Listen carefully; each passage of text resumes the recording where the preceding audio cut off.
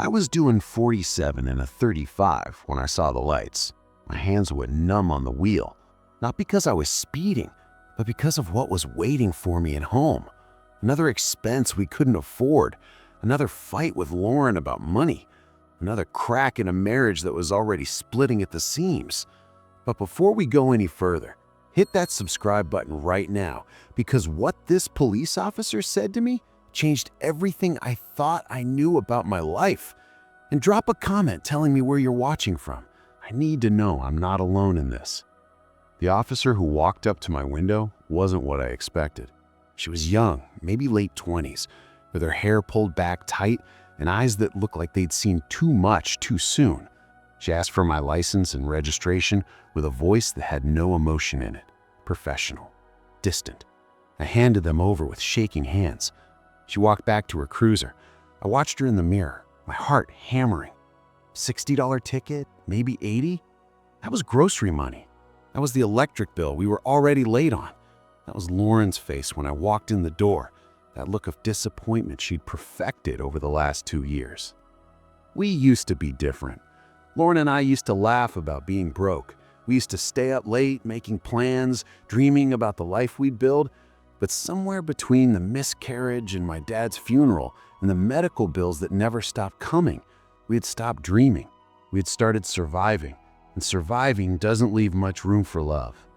The officer came back. I rolled down my window, already forming the apology, the excuse, the plea for a warning. She handed me back my license. "Mr. Anderson, you were going 12 over." "I know. I'm sorry. I wasn't paying attention." "You were crying." I froze. I didn't realize I had been, but when I touched my face, it was wet. She crouched down so she was eye level with me. Up close, I could see the fatigue in her face, the kind that doesn't come from long shifts.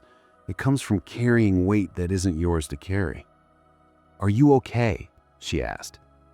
The question broke something in me. When was the last time someone asked me that and actually wanted to know the answer?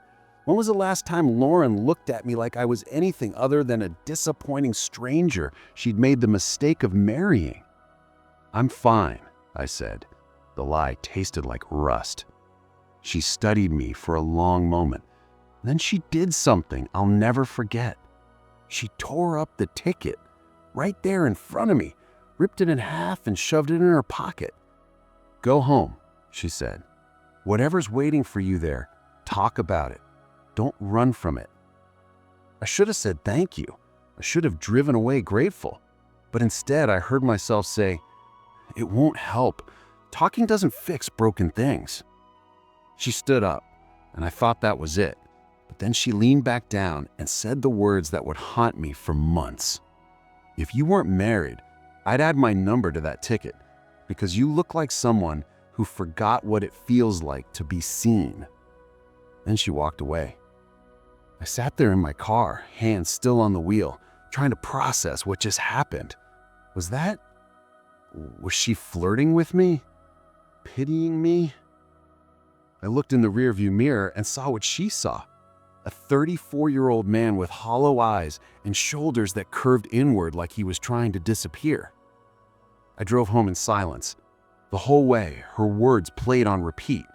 "You look like someone who forgot what it feels like to be seen." Lauren was in the kitchen when I walked in. She didn't look up from her phone. "You're late," she said. "I got pulled over." That made her look up. "How much?" She let me go with a warning. Lauren's face did something complicated. Relief, then suspicion. "She?" "Yeah, a cop. She pulled me over and then let me go." "Lucky you." Lauren went back to her phone. I stood there waiting for her to ask if I was okay, waiting for her to notice I'd been crying, waiting for her to care. She didn't. That night, I couldn't sleep. I kept thinking about the officer's face, the way she had looked at me like I mattered, like I was worth the time it took to crouch down and ask a real question. When was the last time Lauren looked at me like that? I pulled out my phone and started typing before I could stop myself. I searched for the county sheriff's office website. I told myself I just wanted to know her name. to send a thank you card or something. That's all. Her photo was on the staff page. Officer Jennifer Reeves. 4 years on the force, commendation for bravery during a domestic violence call that went wrong. I stared at her face on my phone screen. Then I put the phone down and hated myself for looking. But I kept thinking about her words.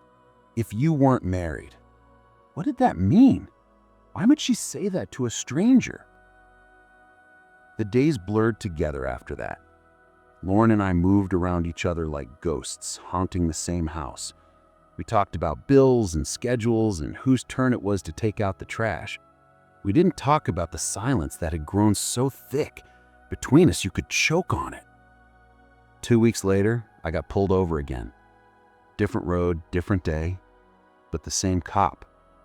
Officer Reeves walked up to my window with that same neutral expression. License and registration. Was I speeding? I asked. Broken taillight. I knew that was a lie. I just had my car inspected. She went back to her cruiser, came back without a ticket. Get it fixed, she said. It's not broken. Then I must have made a mistake.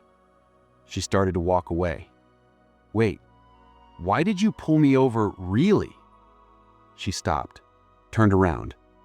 For the first time, I saw something real in her face, something that looked like sadness. Because I wanted to make sure you were still alive. Last time I saw you, you looked like someone who'd already decided to leave. The air went out of my lungs. I wouldn't. Good, she said. Because even though I don't know you, I'm glad you're here. She walked away before I could respond. I drove home shaking, not from fear, from something else. Something I hadn't felt in so long I'd forgotten its name. Hope. That night, Lauren asked for a divorce. She said it calmly, like she was ordering coffee. Said she'd been thinking about it for months. Said we'd both be happier apart. Said all the things people say when they're trying to convince themselves they're making the right choice. I didn't fight it. Maybe I should have. Maybe that's what she wanted. Some proof that I still cared enough to fight. But I was too tired. Too empty. Okay, I said. She looked surprised, then hurt, then angry. That's it? Just okay? What do you want me to say, Lauren? I want you to feel something, anything. You've been dead inside for 2 years, and I'm drowning trying to keep us afloat while you just float away. She was crying now. Real, ugly crying. The kind that comes from a place so deep you didn't know it existed until it erupts. I don't know how to come back, I said. I don't know how to be the person you need. I don't need you to be someone else. I need you to be here, with me, actually with me. But I wasn't. We both knew it. She moved out 3 days later. I should have felt devastated, but mostly I just felt numb, like I was watching my life happen to someone else. I kept going to work, kept paying bills, kept existing.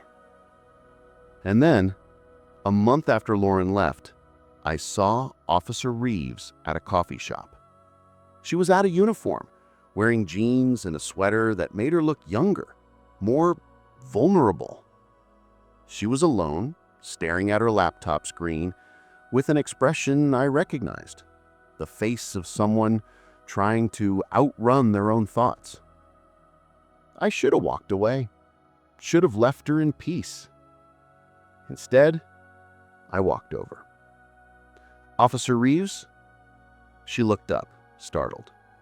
Then her face softened when she recognized me. You got that taillight fixed? It was never broken. I know. She smiled. Sad. Real. Want to sit? I sat. We didn't talk about why she kept pulling me over. We didn't talk about what she'd said. We talked about coffee and weather, and the kind of nothing that fills the space when two lonely people are trying to figure out if they're allowed to not be lonely together.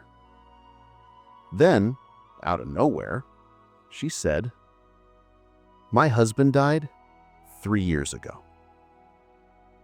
The coffee shop noise faded into white static. He was a cop too. Got shot during a routine traffic stop. Guy pulled a gun over a suspended license. Just like that, he was gone.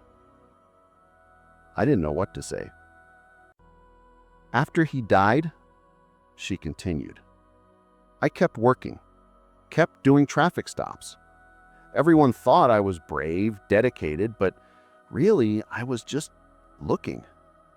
For what? For someone who looked like I felt. Someone drowning. Because if I could save them, even just pull them over and ask them if they're okay, maybe it would mean something. Maybe I could fix one thing in a world that feels completely broken. She was crying now, quiet tears that fell without permission. She said, "When I saw you that day, you looked exactly how I felt when I had to identify his body. And I couldn't just write you a ticket and walk away. I couldn't let you disappear into whatever darkness you were heading towards without at least trying to throw you a rope." We sat there in that coffee shop, two strangers who recognized each other's wounds, and something shifted. Over the next 6 months, we became friends, real friends, the kind who tell the truth even when it hurts. She told me about her husband, about the guilt of surviving him, about nights when she drove her patrol route, hoping someone would give her a reason not to go home to an empty house. I told her about Lauren, about the miscarriage that broke us, about my dad dying while I held his hand, telling him everything would be okay when we both knew it wouldn't be, about feeling like a ghost in my own life. And slowly, so slowly I barely noticed, I started feeling again. Not happy, not healed, but present, alive. One night, Jennifer and I were sitting in her patrol car. She was on duty. I'd brought her coffee. And she said something that changed everything. "You know why I said that thing about adding my number? Because you were trying to wake me up?" "No, because I meant it. Even though it was completely inappropriate and against every rule in the book, I meant it. You were married and miserable, and I was lonely and reckless, and for 1 second, I let myself imagine what it would be like to know you, really know you." My heart was doing something complicated in my chest. "And now?" I asked.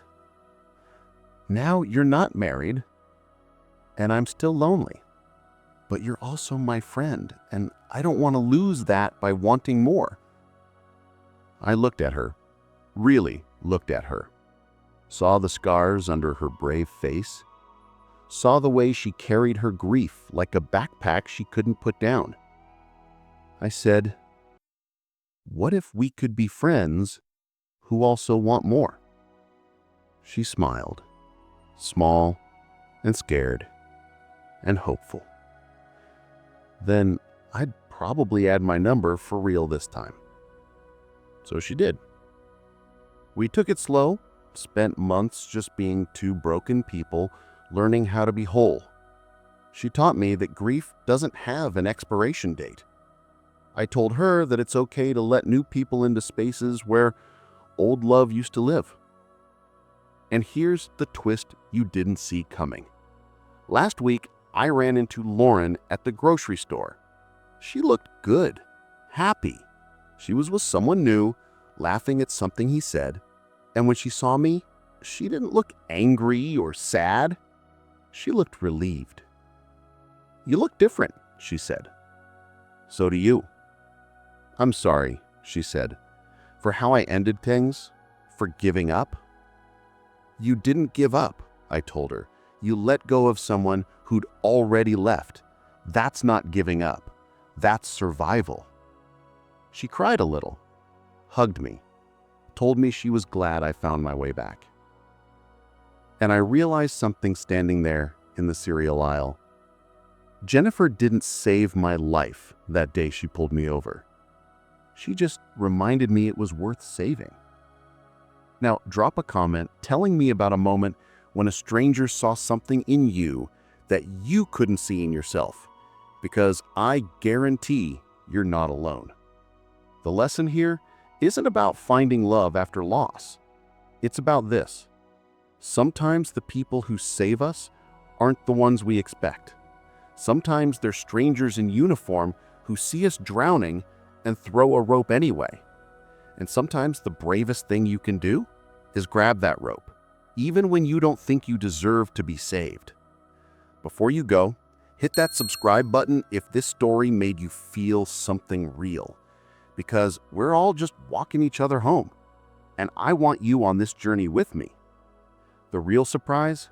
That ticket I never got became the thing that saved my life.